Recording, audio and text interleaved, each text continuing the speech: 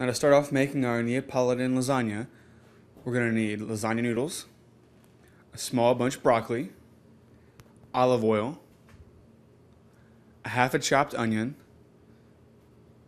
2 teaspoons chopped garlic,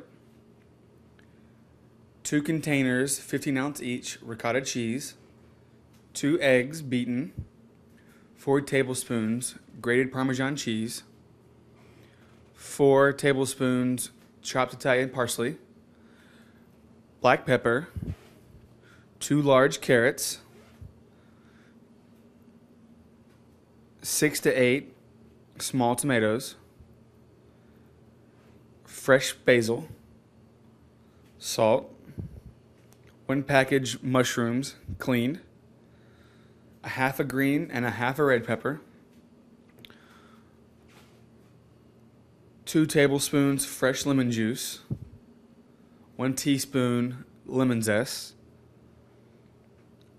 2 cups mozzarella cheese.